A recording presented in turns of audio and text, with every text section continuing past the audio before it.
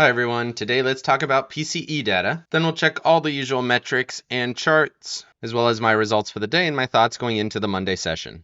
If you like trading stocks and options and making money, definitely like and subscribe. I make videos like this every single day that the markets are open as well as Sundays, so make sure you hit the bell so you don't miss out on any future episodes. Welcome to the Portfolio Bulletin. Let's get started. So PCE data came in light. They say it was up 2.9% from a year ago and 0.2% month over month. And that was better than expected. You can see consumer spending increased 0.7, stronger than the 0.5 estimate, but that was not enough to drive us above expectations. So everything on inflation continues to look quite good. And you can see here expectations of 0.2 and 3%. So 0.2 month over month number was still on par with expectations, but the year over year numbers are continuing to look quite good.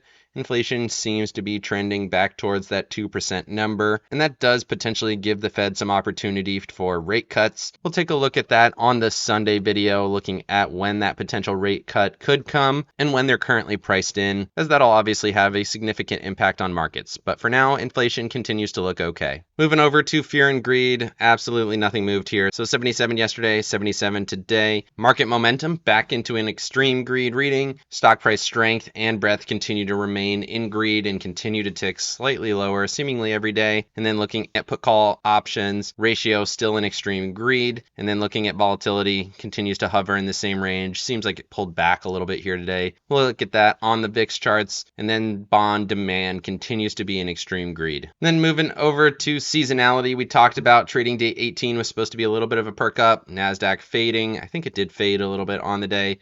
Russell is supposed to be positive, and then we have this bit of a slip here into trading days 19, 20, and 21, which is Monday, Tuesday, and Wednesday of next week.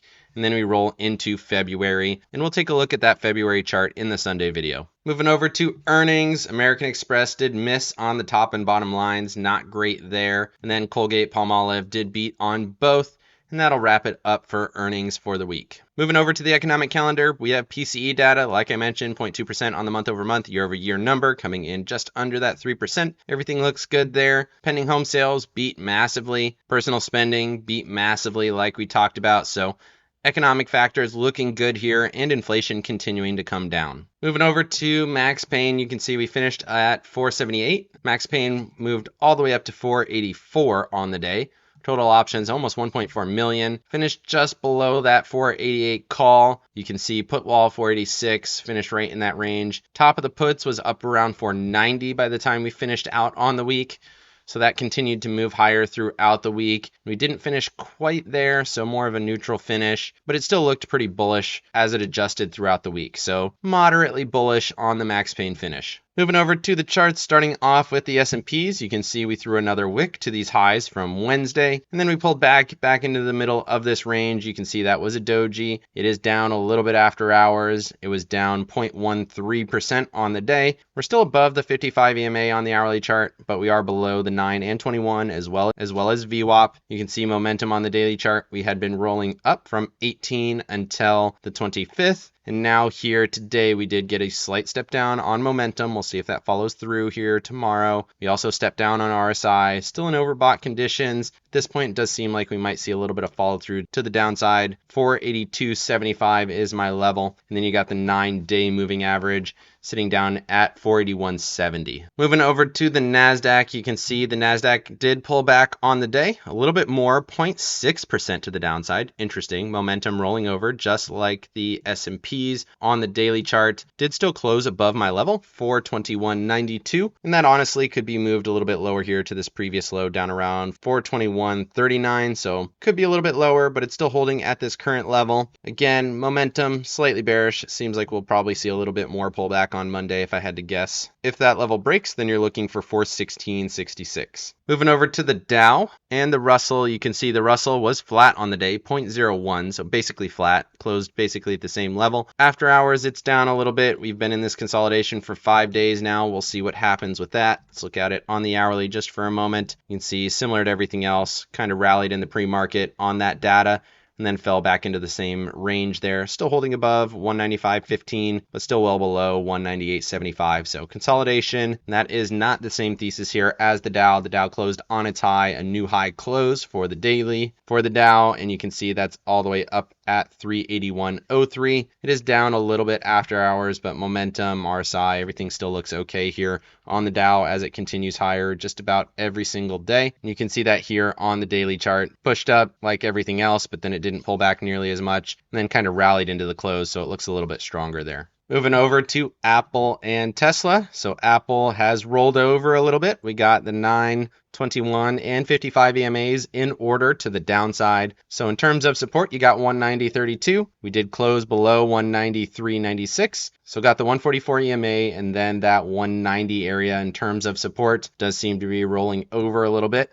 And then looking at Tesla, obviously we had the massive gap down yesterday, but today did turn a slightly bullish day, 0.34%. So it didn't continue to crater too much after the massive down day that it had yesterday. Let's look at it on the shorter time frame. You can see it was basically flat after we hit those lows on the midday session yesterday, bounced slightly. You could argue for a consolidation on the shorter time frames, but realistically, this is probably just super extended. You can see we got all the way down to a 9.64 on the RSI read. That is a super low RSI read, obviously off the back of that weak earnings. Moving over to staples and discretionary. Staples finally broke out. Closed above 72.50, gapped higher, rallied, momentum bullish, RSI looks bullish. Staples back on the rally train. You want to see it get above this trend line here. Let's go ahead and extend that out right in that same range. So we might find some resistance around that 73 area. That might be interesting. But right now, still looks bullish. And then you have discretionaries here on the 4-hour chart. Gapped higher, gave almost all of that back. Momentum, slightly bearish. RSI, slightly bearish. Showed a little bit of bullishness, just like we saw on Tesla. Let's look at that on the daily chart. You can see the gap up and doji, 0.46% to the upside. So not terrible, but definitely does not look as good as staples. Moving over to oil and gas and energy. Continue to talk about these rallying through the roof. I continue to hesitate on this position. It just seems like we're going to burn out in this area around that 84.50 area. Certainly could.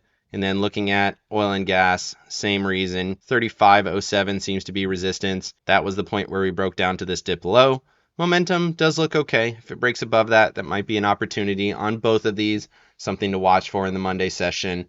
Trend right now, obviously super strong, so it could do it, but it is starting to get a little bit extended in the shorter time frames. Moving over to breadth, continue to trend towards bullish on momentum for both of these. In terms of actual movement, they were slightly down, but basically did not move on the day. In terms of possible direction, we are right at this level. If we find rejection, that could be interesting. If we continue to break out, critical level here on the 20-day average, similarly on the 50, right on that trend line, super interesting. Want to see it break one way or the other. Moving over to bonds, you can see both of these moved slightly lower, not a whole lot. JNK down 0.13, still holding well above this trend line. Momentum still ticking towards bullish. Similarly here on TLT, you can see slightly bearish day, 0.19 to the downside, still holding that 144 EMA. Definitely a consolidation. If it breaks below this 93 area, then we're going to be obviously bearish, but we really haven't broken back above this trend yet either. Let's go ahead and extend this trend out. So you want to see it get above this trend that's currently sitting at 94.06. If it holds that level, then you can start to look for a break up to that 96 area, and then you're looking up for $100 after that. So right now you could argue neutral, probably slightly bearish. Moving over to volatility, move index cratering here, continues to drop out of the markets in terms of risk to bonds. And then looking at the VIX, you can see we did make another peak, got all the way up to that 14 area, touched it, wicked these two trend lines, and then pulled back right to the 21 EMA at 13.21, ended up closing at 13.25. So the trend is still intact. Rally up, hold the level, make a slightly higher high, hold the level, got another peak here, held the level, and we are starting to move higher. If we see some follow through up into that 1650 area, that's going to be quite bearish for markets, and it does seem like that's what's coming next here on the VIX. Moving over to my accounts, you can see I was basically flat. I think I actually made $1 somehow. Not sure exactly how it's accounting for those values, but yesterday I was at 115,718, and now I finished here at 719. In terms of positions, no changes here to the Qs. You can see they say it was completely flat, which is interesting. interesting. But continue to make money on the call side, plenty of room here on that position. And then looking at the Qs, no changes here. I really considered rolling this in. I just didn't do it. We'll see how it plays out on Monday. If it does continue to pull back and break some levels, I might roll these in at least one expiration. We'll see how that plays out. I'll be watching it pretty closely. It's a pretty decent fall, a little bit more than 0.5%. Like I said, the shorter time frames are starting to roll over. We'll see how that plays out. I am a little bit concerned there on the NASDAQ. Similarly here on the TQQQ, I have a 54 call. It's in $36 profit right now, so I have another $2.50 of protection on that position. So I'll wait for that to come in over the next week. Again, I'll be watching this one closely, just like the NASDAQ. And then this XLE position did expire here today, so that'll go away and you probably won't see it on the Sunday video. In terms of bias, I am still neutral here, sitting on my covered calls that are pretty deep in the money, arguably slightly bearish, but because I'm so deep in the money, I'm just going to sit on it for now and see what happens. Let me know down in the comment section what you think of inflation or the PCE data. Where do you think that's going to take markets or the Fed? Definitely like and subscribe if you got any value out of this video, and make sure you hit the bell so you don't miss out on any future episodes. Of course, none of this is financial advice. This is all for entertainment purposes. Good luck in your trading and have a great day.